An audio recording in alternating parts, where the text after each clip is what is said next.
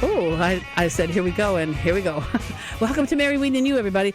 So glad to have you along with us on this beautiful Friday. My goodness sakes, how gorgeous can it be? Great night for football, I would have to say. And I'm sitting here talking with somebody, and I think you can talk about it a little bit if you'd like to. But we've got Chief Joseph Wade here in the studio. You'll talk with him in a minute. And let's see, one news story this morning was that the O Hotel was on fire at 6:30 this morning. The fire was put out. Investigation into what exactly happened there. Who knows how it could be? That's an ongoing investigation. And then the other thing is we've got 2 tickets to Gaslight at New Stage. And by the way, we've got the star of New Stage who plays the role of Mr. Manning, I think is the guy's name. Just a terrible man, Jack Manningham. He's just a terrible man. If you've ever seen the movie Gaslight, and you can see it for free, by the way, online, starring Ingrid Bergman and Charles Boyer. Well, this fellow plays Charles Boyer. It's about a man who tries to kill his wife.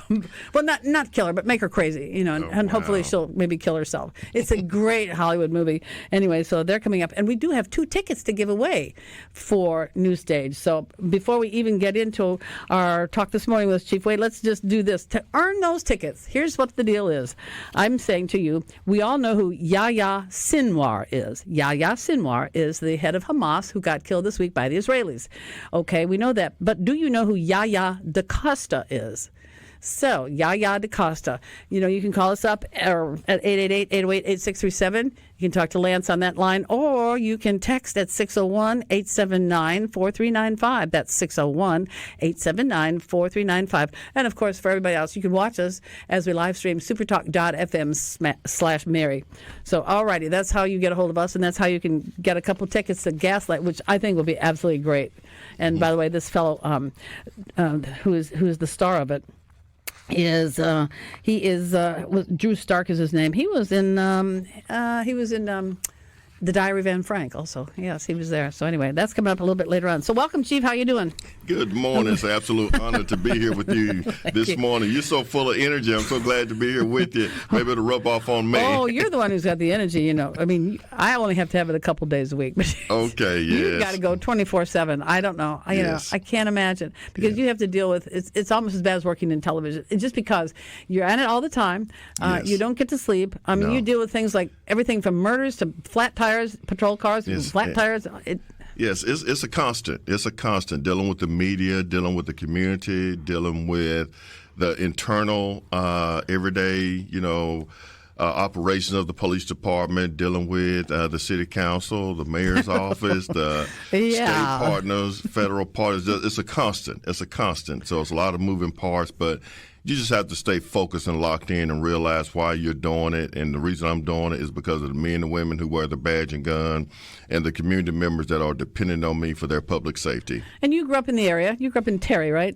Terry, Mississippi, born and raised. That's a suburb of Jackson. So, I mean, this is your hometown, essentially. Yes, the whole part is, and you have to care about your town. Yes, exactly. I've lived here for 29 years, a resident. Once I came on the PD in 95, I moved to Jackson. I've been here ever since. God is good. He's amazing. And I'm just so thankful to have this opportunity to make a difference in the city of Jackson, and specifically the Jackson Police Department. Well, so many of you care about the city. I mean, and I was talking to somebody recently. I had Councilman Stokes on a few weeks ago, and I got somebody ran the interview on Nextdoor, and I live out in Rankin County, and people will react to things. And I was so pleased that 99.9% of the reaction was, "Hey, we care about Jackson.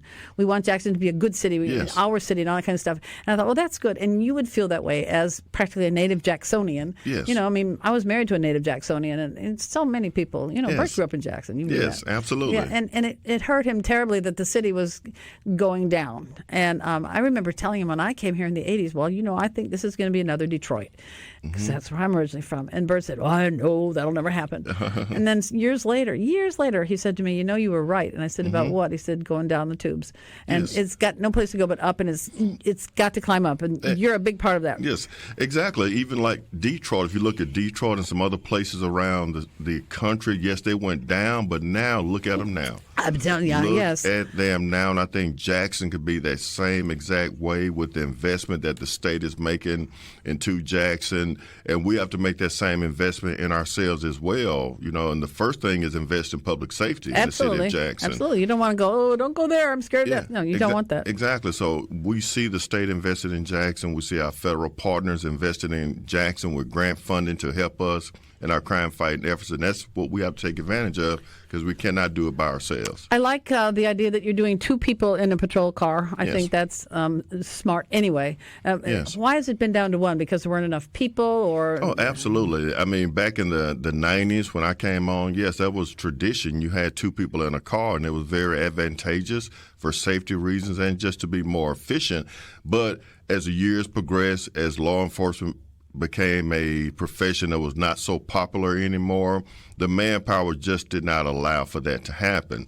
So with the resolution or with the ordinance being passed, I'm looking forward to how we build that out and what that looks like. Because as I sit here this morning, we have a net gain of 46 police officers since I've been the chief in 15 months. Good. 46.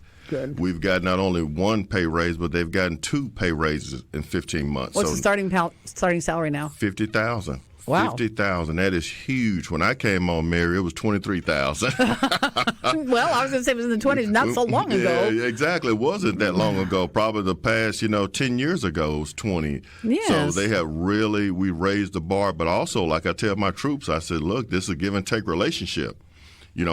I asked for 15 new cars. We got them, and I'm so excited, Mary, that they will display our new logo. We will retire that orange stripe. And what have you got? Good. I never liked it. We will retire that orange stripe. What's it going to be now? Is it go ahead. Well, it's going to be more of a traditional law enforcement look, and I'm going to let the troops, I'm going to let the officers decide what it looks like. They're going to present to me several templates of what the new design should look like.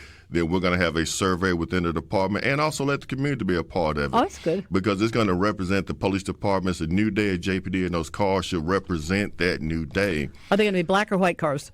They're going to be white. They're going to be white. We actually are in the process of getting those vehicles here, 15 white ones. They will go out to patrol, but they will display the new look and the new direction of the Jackson Police Department. How much tint will the windows have? Well, that we can't have, but you can have. Well, most of the time that's for our specialized units, like our traffic units. That's not for a regular patrol vehicle, so I don't condone that for the regular assigned patrol beat units. That's not something that they need. But our traffic units who sit out there on the highway doing traffic enforcement, yes, they traditionally have tinted windows. Yeah, because you can't tell. You can't. Yes. You see me, you can't tell. Well, yes. So I think I saw something recently where you have dogs. Have you got some dogs? Yes, we do. How many do you have? We have 4.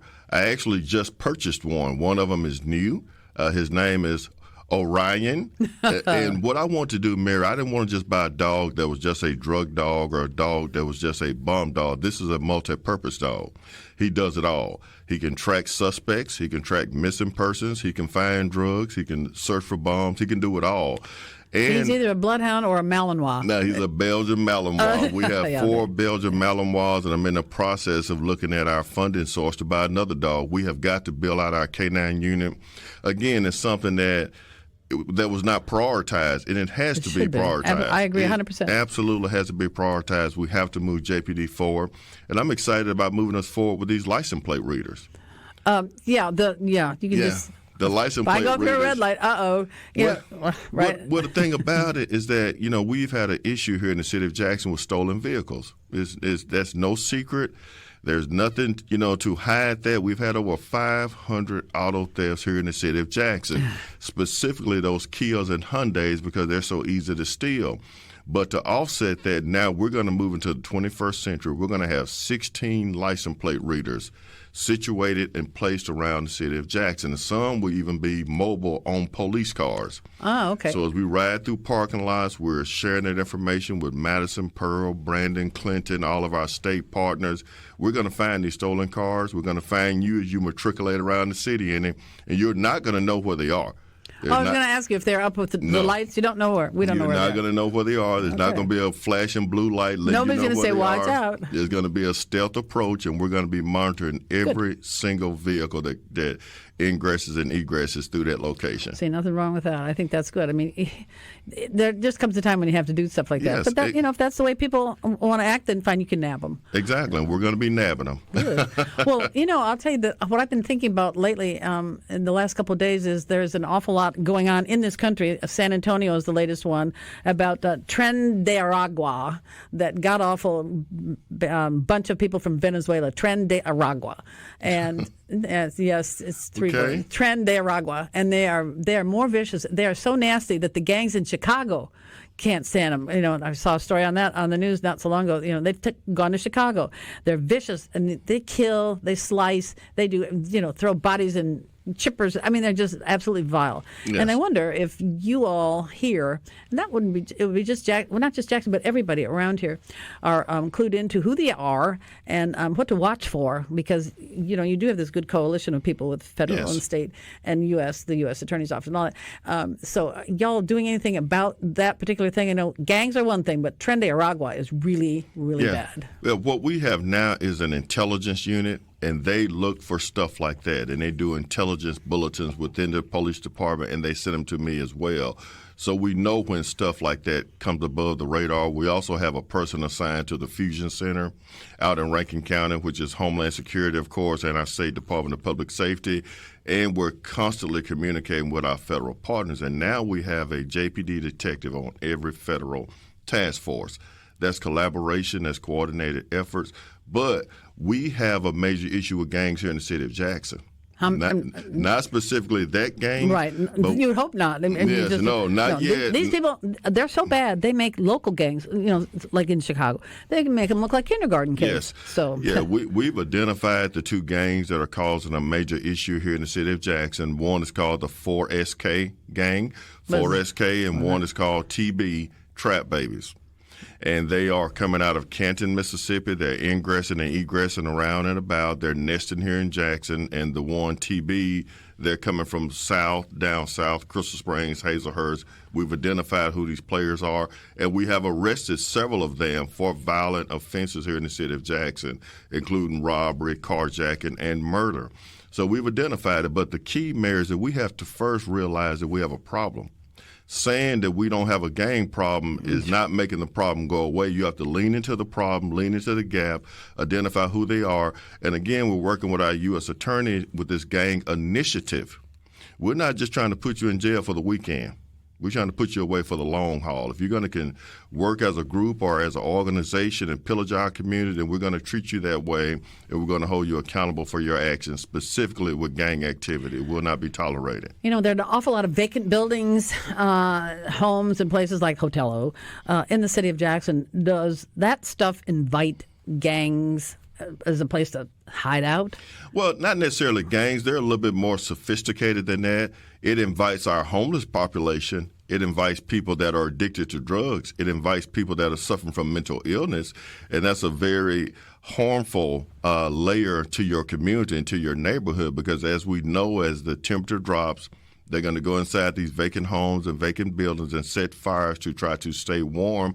Now you have this burnt structure within your community or in your neighborhood that's probably going to sit there for an additional 2-3 years, which is an eyesore, which is impacting the quality of life and also your property value. So not necessarily gang activity. We haven't seen that, but we're on the lookout for it, because most of these houses are dilapidated. They have no electricity, no running water. So they're a little bit more sophisticated. But you have to realize this, too. These gangbangers are making money. They're trying to make money through gun sales, through drug activity, through robbery. So they are doing it for a income. They're not just doing it for fun. Some may be doing it for fun, but there is a profit to be gained, and that's what they're trying to do. Well, what's their M.O.? Come into town, do their thing, and go back to where they're from? Go back to Canton, go back down to Crystal Springs? Yeah, but, as I talked to, and I was just up in South Haven last week with some training, some leadership, FBI, NAA, leadership certification course, along with Mississippi Chiefs of Police Association. There were leaders and executives from all over the state of Mississippi, and we talked about these gangbangers coming. They're coming from Memphis down to Tunica and South Haven and Horn Lake. Then they're matriculating down further south. Then they go back to Memphis. So it's a pipeline. And 55 quarter is a pipeline and always has been. That's why we are now looking at some highway interdiction within JPD to address that as well. You know, what's the matter with people? Why don't they have something better to do? I wish. This is like my mom used to always say, just go somewhere and sit down. Or one of Frank Melton's thing was, go home, sit down, and shut up. I remember, when he said that. That would even be even better. Yeah, really. You know, wowie, folks. This is Chief Joseph Wade, JPD. 888-808-8637 is our phone number. We can text him at 601-879-4395 if you have questions or comments. And then, of course, you can watch us because we are online streaming at supertalk.fm/Mary. It's a kind of an awful thing to say. I would have said it maybe with other leaders of your department, but it's different now. I think that, I'm not sucking up or anything, but I think you're doing a good job.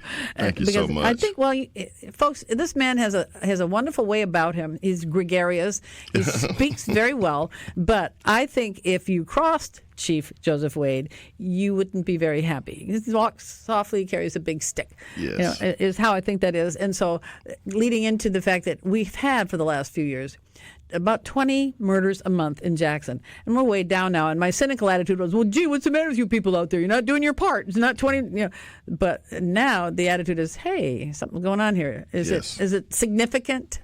Or is it because we're hopefully lowering the murder rate? Or is it because you're catching people? What's the deal? They're getting the idea that, no, we shouldn't be doing this. Well, it's a combination of so many things. Like I talked about from day one, we have to work with other law enforcement. We have to. We have to share information. There's power in partnerships and there are resources and relationships. But also we have to have community trust. The community now believes in us. The community is now sharing information about who's committing crimes in their community. We're taking that information. We're utilizing technology. We're working with our prosecutors, whether it's the district attorney's office, the attorney general's office, or the U.S. attorney's office, to make sure we have efficient cases, to make sure these people are being prosecuted. And our solvability rate for homicides now over 70%. Excellent. That is amazing.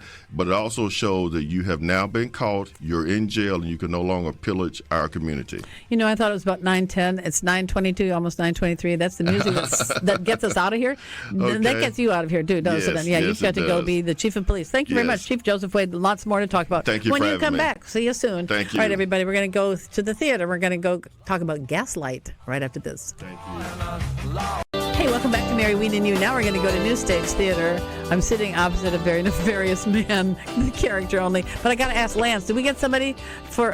Winner, chicken dinner, Mary. We got it already locked down. Lainey McNear from Madison, Mississippi. She is the winner. She had your answer, and I've been juggling, so I can't remember the exact. The question. I'm sorry. You go ahead. The question was: we know who Yahya Sinwar is. He's the guy that the Israelis killed a day or two ago, and he was the head of Hamas. Mm-hmm. So that was a big get. So I got to thinking, Yahya. I know somebody by that name, and I said. So the question was, who is Yahya DaCosta? Mm-hmm. Actress, model. Yep, right. Actress, model, and she was on what TV program was she on in recent times that people would know? This is where I ever first saw her. No, he knows. Well, she was on Chicago Med for a long time. She was a nurse and she left. I don't know where she went. But she's a good actress and all that kind of stuff. And how often do you come across two people's names? Yahya. So congratulations, winner. I'm really happy about that. So here is now the nefarious man who I'm sitting across from. Is not nefarious at all. He's an actor. But he plays a bad guy. Drew Stark, who plays Jack Manningham, who's the Charles Boyer role of the movie Gaslight. And here's Francine Reynolds. She's artistic director and director at New Stage. So, how do you like playing this guy? Do y'all know?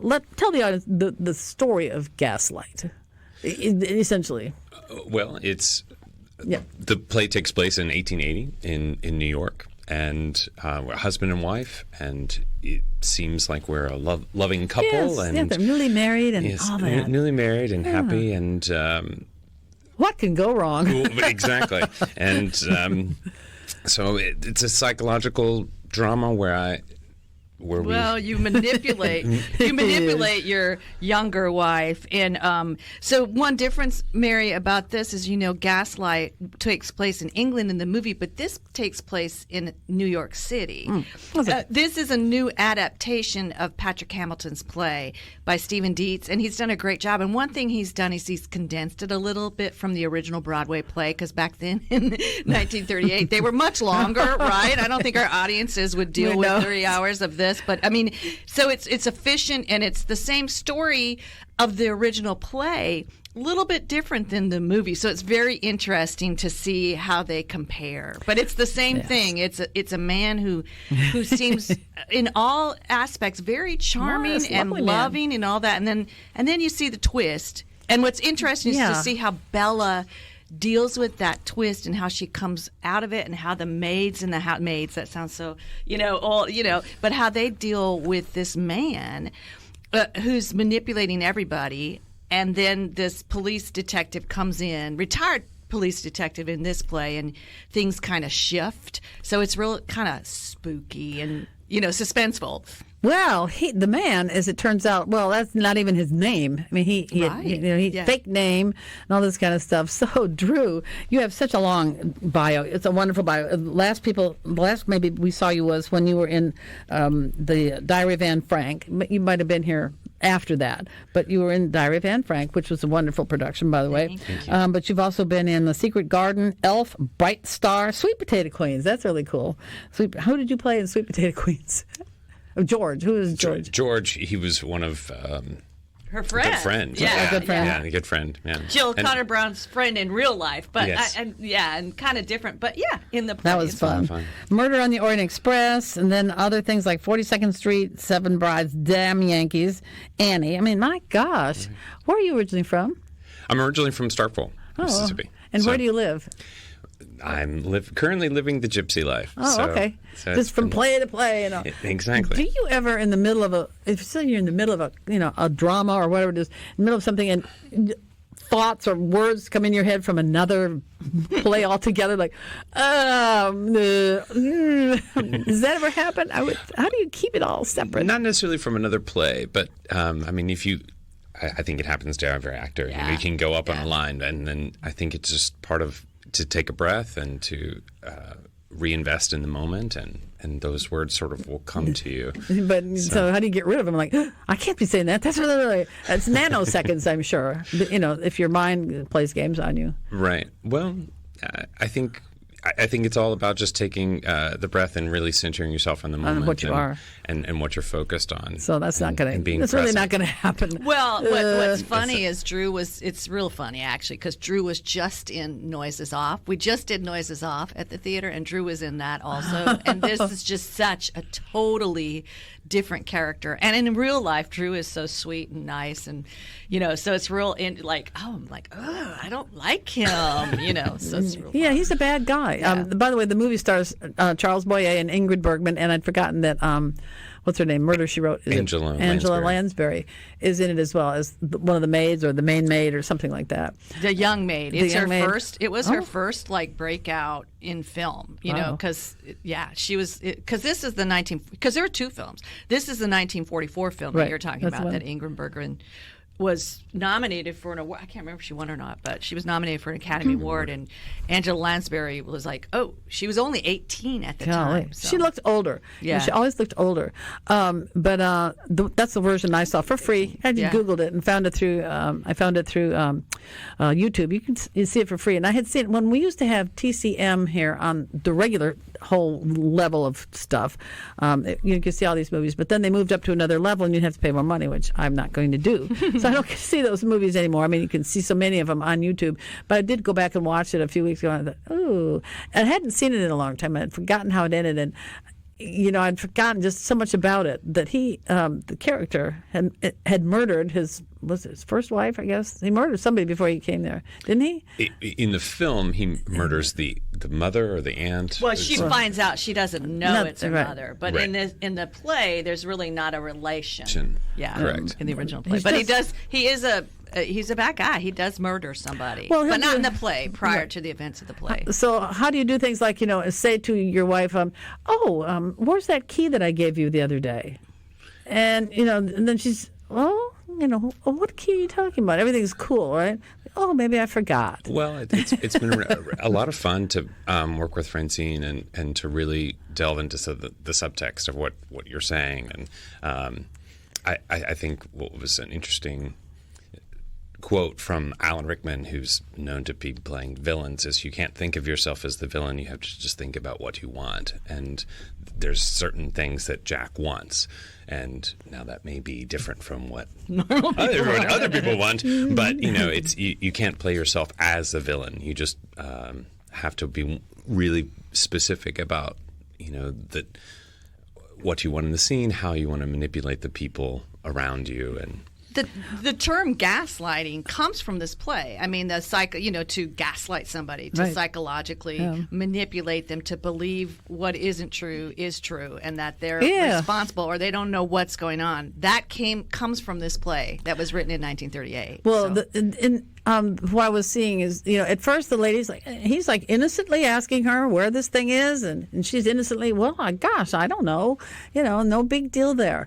And then it gets more and more intense. Well, where's this? Where's that? Why did you do this? Why did you do that? And she's like, I didn't do that. I don't know these things. Oh, you don't? Stuff like that. And then he makes her think that she's crazy. Mm-hmm. Well, I believe he specifically targets her because in the play it's written that her mother had died in a madhouse or in an asylum. And so he's using that as to manipulate her into believing that she herself is going insane. And so, she starts to think, well, maybe I am. But he also takes with the other two servants in the house, he tries to collude with them as well and to bring them into his game, and in two different ways. And so what I love about this play is that unlike the film, I think it empowers particularly the female protagonist in a way that, and the female characters in the show, that is I think very relevant. Yeah, that is one thing. Subtly, he did it subtly, but the playwright Stephen Dietz gave the women more agency in this play at the end. So it's kind of more contemporary in that way. It's still set in 1880. It's still what we call a period drama because it has the period costumes, the period set, not formal language, but it's not as colloquial to now. So it's still, you still get the sense. But again, it's kind of fun to see how the women are able to rise up. Right? And, well, in the movie, okay, so he gets the people in the house to believe him that she's crazy, But there's a police detective. He's a retired detective. Somehow I don't remember how he got into being curious about this thing, but he was very curious, and he is on the side of the wife, and he knows that she's not crazy, but So does he have you have that guy? Mm-hmm. Very much so, yeah. That's played by Ward Emling, who you saw in Diary of Anne, who's been in a lot of shows lately, and he was in Diary of Anne Frank that you mentioned, and Sound of Music. But he plays the Detective Ruff, who is an English character in this play. He's from Scotland Yard. He's a retired detective, and this is kind of different than the original play. And he comes in, and he has knowledge of the prior bad, ghastly deeds committed by Jack Manning, who's really not Jack Manning, is he? Yeah, do we find out who? Is that revealed too? That I think you'll have to come and see. You have to come and see this show. To find out how it we don't want to give it all away. Yeah. But to watch the evolution of Jack. Is it Manningham? Jack Manningham and the wife, to watch them evolve into, a woman who might think she's crazy and a guy who's really going after her big time. That's the fascinating thing about it, isn't it? Because we said at the beginning, the happily married couple, what could go wrong with this? Everything's wonderful, and then it starts to close in on everybody. It could be a very familiar scenario to some people. You know what I mean? Yes, that just sometimes when somebody tries to make you believe something, it's like, no, that's not what happened, and then you're like, did that happen? Did I do that? Not in a more innocent way, but of course we do know that this psychological type of abuse does exist in today's world, and I think you'll recognize that, and it's almost, we don't have a trigger warning, but it could, make you. There are things you could relate to. Put it that way. Yeah, absolutely. So, who decided that you were going to do Gaslight? Well, and that's my job as That's you. artistic director, of course. And we have a board of directors. We're a not-for-profit, and they approve things and everything like that. We kind of work as a team to develop that consensus with the staff and the board. But yeah, that I plan the programming and. Curated, and so this year is our 59th season at New Stage. Congratulations. Yeah. Wow. We're moving to the 60th. Wow. But wow. we're trying to find a balance of comedy and then drama and something new and musicals. So this, like I said, this is quite different than Noises Off. Really different. But it's a collaborative effort to decide we're going to do Gaslight, right? Yeah, basically you present a season and then, people have comments about it and stuff like that. But that happens way in advance. Well, so do you cast? Do you have casting calls? We do. We have lots of casting calls. So Drew went through the casting calls. Yeah, and well, I've known Drew for a while. He's been in a lot of shows at New Stage. He seems like he could be a diabolical guy. Yeah, no, not really, but he did a great audition. So yeah. But we always have casting calls. We have open casting calls at the theater, and we have people submit by video and. Hold the thought. Stick around. Okay. We'll be back in a couple minutes. A break here on Mary Wieden and You. We're talking about Gaslight at New Stage. Stay where you are. Welcome back to Mary Wieden and You. I have got folks from New Stage Theater. I have a star.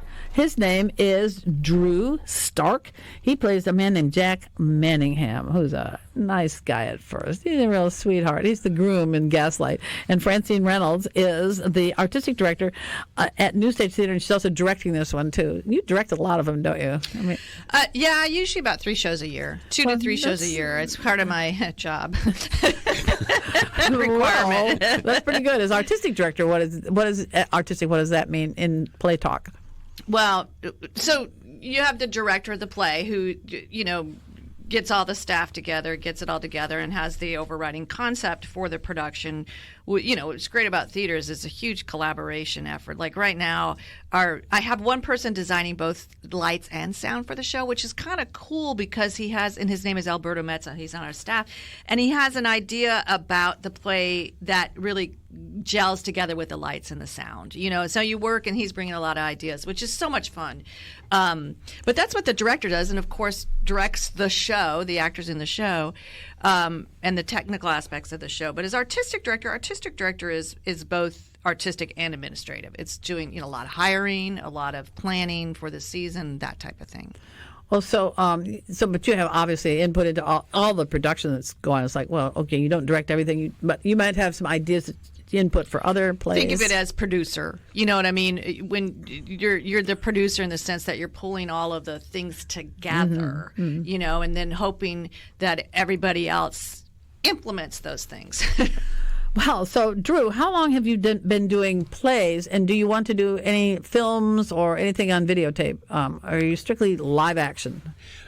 Well, I've worked in a lot of different mediums. I've been doing this professionally since college, and I enjoy theater probably the most. I guess my background is in musical theater, and but I always feel like if I'm doing musicals, then I want to do, serious drama. And then if I'm doing serious drama, then I want to do something lighthearted and fun and sing. So, I think it's just being able to be creative and be challenged. And this role is definitely a big challenge. Yes. And we were talking earlier about being in Noises Off, and it's sort of really being able to stretch between what Noises Off was, very comedic and presentational to this being not exactly, and not to give too much away. Yes, well, but the idea Gaslight, people will know that name. Well, they'll know, and you said, Francine, that's where the terminology came from, was from this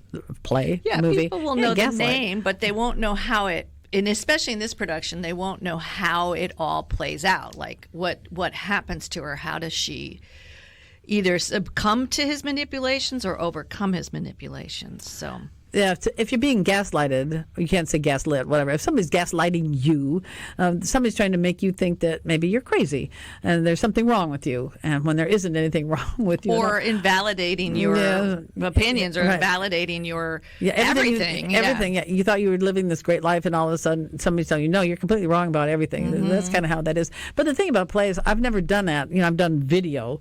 I've done live news, but that's all. You just got a couple people in the studio. But, to look at a whole studio audience, which I'm sure you don't, they're there peripherally. I don't think you directly eyeball certain people. But the idea is that you got a whole bunch of people in there that can feed on you, and you can feed on them, I guess, somehow. Does that work? Where they're really excited about something, it just makes you want to just, get more into it, or do you just get more into it no matter what they're doing? Well, no, I think the audience does add, is an additional element to the performance. And, we say it a lot in children's theater. It's, we're this far apart from each other. It's not that we don't see you or see your reaction. There is something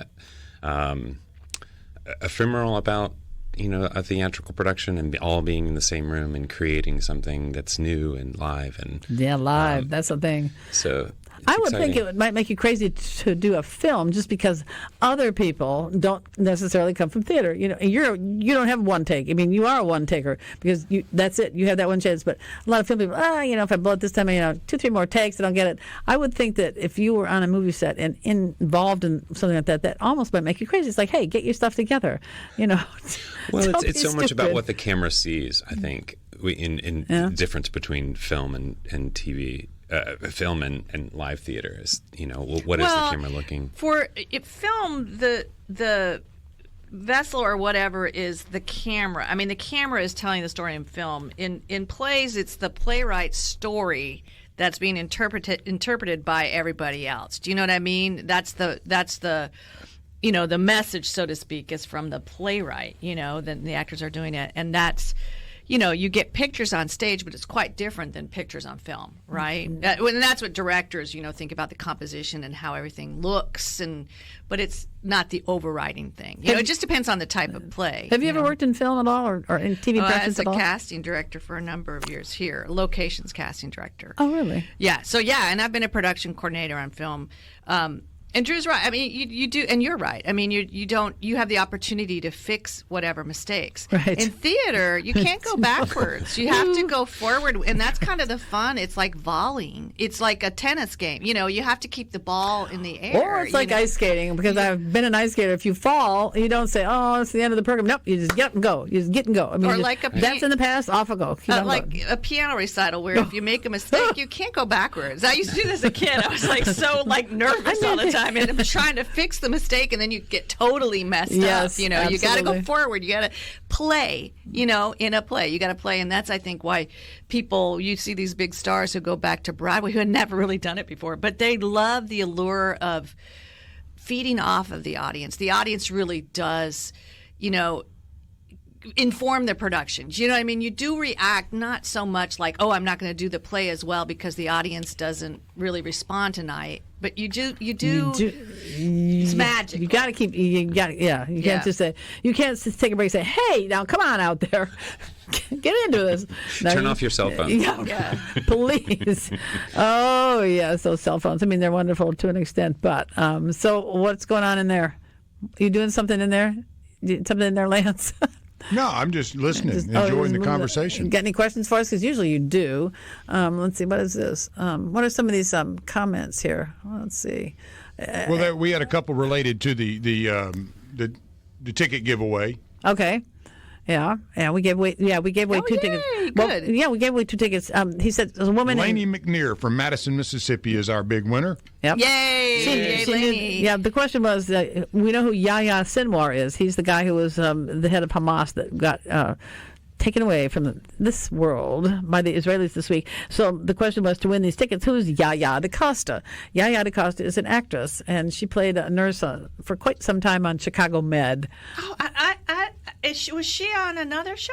She probably was on some other stuff, but that's the first time. If I know who that is. I have to picture. I have never seen Google Chicago her. Med. Oh, So, okay. Chicago Med's great. Oh, is it CBS, right? No, NBC. NBC, Chicago. I'm just There's not really certain, with it. certain things I watch, but I do like Chicago stuff. Chicago. I like Chicago Med. I like medical shows, and then Chicago Fire. Yeah. But Chicago PD is good and gritty, except it's up against some talk show that I like to watch, Gutfeld, because he's so naughty and they're so irreverent and they're so funny, But, so I've lost the police department. But yeah, Wednesday night on NBC is it's the Chicago night, and that happens to be a very good show. Anyway, let's see, what's her name? Oh, I can't think of her name. Who plays Miss Goodwin, the head of the hospital? She's been on a lot of stuff. She's been there forever, and gosh, what's his name? I don't know. But anyway, I'm digressing, folks. Wandering away. This is what happens. Those are people who get to do more than one take. Yes, that's right. Yeah. So Although Drew, it's high praise. So Drew, Drew's the star. He's the bad guy. Well, Bella, I would say that Bella, the wife, is really the star. Well, sorry, Drew. Yeah. Well, but they're both. Without him, she can't. I will say that Drew is on stage a lot, but Bella, Hannah Elizabeth Freeman never really leaves stage much, just a little bit. That scene between you and Nancy the maid, the servant, is one scene where she's not there, but for the most part, she's on stage a lot. Yeah. How did you find her? She actually came. You were asking me about auditions. She submitted for the show, meaning we have a process for submitting your photo and resume and interest in a production. Like I said, we have open auditions at the theater, but then we also have a process where we kind of advertise it on our website. Like, we have something coming up. If you're interested, submit. And she did. And she is new to our area. She's from Missouri, Kansas City area, and she's new to our area. And she's a professional actress or whatever. So that was really fun for me to see some new people. Not that there's anything wrong with the people who have been in plays. It's certainly, we have a great group of talented people in our area. But it's nice to bring new things to our stage, new talent, new plays, so that we have a balance. Sometimes we bring in guest artists from all over the country, and that's through submissions, video auditions, or I go to New York or Memphis or New Orleans or Atlanta. So we have a lot of different ways to cast. And you can find out about that on our website. Well, I'll tell you what, there comes the music. It's time for us to skedaddle on out of here. So Gaslight is how long at New Stage? How many more? It opens October 22nd, and it runs through November 3rd.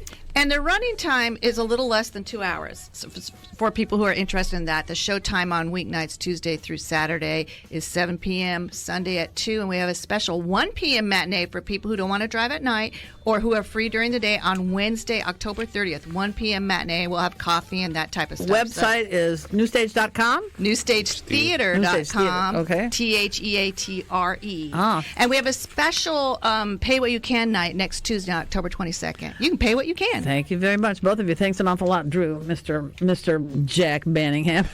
Have a wonderful run. Thanks a lot. See you all next week, Thanks, everybody. Mary.